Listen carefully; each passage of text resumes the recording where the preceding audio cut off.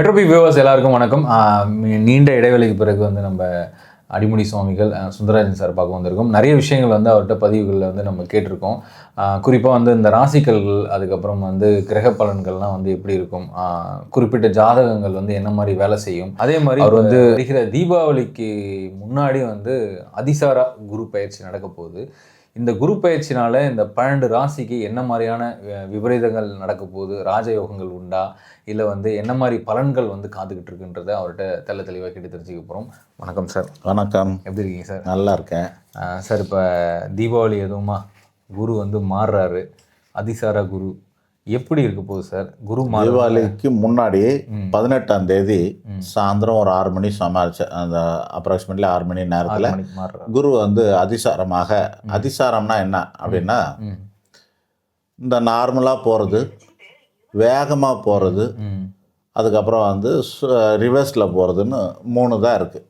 ரிவர்ஸில் போகிறத வக்ரகதின்னு சொல்லுவோம். ஆமாம். பேக்கில் வர்றது ரிவைண்ட் பண்ணுற மாதிரி. ஃபார்வர்டில் போகிறது ரொம்ப வேகமாக போகிறதுன்னு அர்த்தம். ஸோ அந்த வகையில் கொஞ்சம் அதிசாரம்னா வேகமாக அடுத்த ராசிக்கு போகிறது. அது தற்காலிகம்தான். அது எவ்வளோ நாள்னா சரியாக 48 நாள் இருக்கலாம். டிசம்பர் 6ஆம் தேதி திரும்பி பழைய இடத்துக்கு வந்துடுவார். ஓகே. டிசம்பர்லேயே ரிவர்ஸ். ஆமாம், டிசம்பர்லேயே 6ஆம் தேதி ரிவர்ஸ் பண்ணி திருப்பி அவர் இதுக்கு வந்துடுவார், மிதுனத்துக்கு வந்துடுவார். ஆகா, இந்த 48 நாள் மட்டும் வேறு ராசியில் இருக்கார்.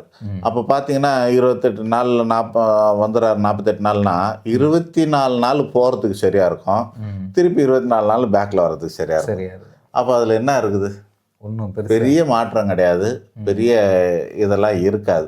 இப்படி போன மாதிரி போயிட்டு வருவார். ஆனால் இருப்புக்கு ஏற்ற மாதிரி எங்கே இருக்கிறோம் அப்படின்னா, நான் பக்கத்து ரூமில் இருக்கேன், பக்கத்து வீட்டில் இருக்கேன்னு சொல்கிற மாதிரி அதுக்கான பலன் கொஞ்சம் மாறும்ல. அந்த பலன் என்ன பண்ணோம், பல பேரோட வாழ்க்கையில் உல்டா புல்ட்டா மாற்றிடும்.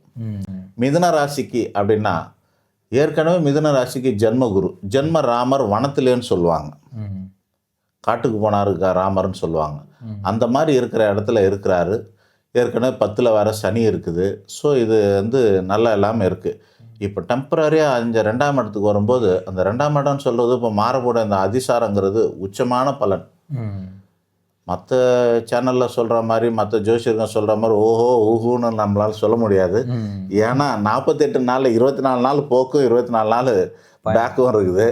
போக்கும் பேக்கும் 28 நாள் 24 நாள் 48 நாளாக இருக்கிறதுனால நம்ம போய் டச் பண்ணிட்டு திரும்பி ரிவர்ஸ். ஆமாம், அப்படின்னு பெருசாக சொல்ல முடியாது. ஆனால் கடந்த 1.5 வருஷமாக முடங்கி கிடந்த மிதுன ராசிக்காரர்கள் இந்த 48 நாளில் பெரிய மாற்றமும் முன்னேற்றமும் இருக்கும், நினைச்சதை சாதிக்கிற மாதிரி ஒரு சூழலும் கொடுக்கும். அது உறுதியாக சொல்லலாம். ஏன் அப்படின்னா, 2ஆம் இடத்துக்கு அவ்வளோ பலனா, உச்சத்துக்கு அவ்வளோ பலனா, அதெல்லாம் இல்லை. 1ஆம் இடத்துட்டு வெளியே போகிறது அதுவே பெரிய பலன்.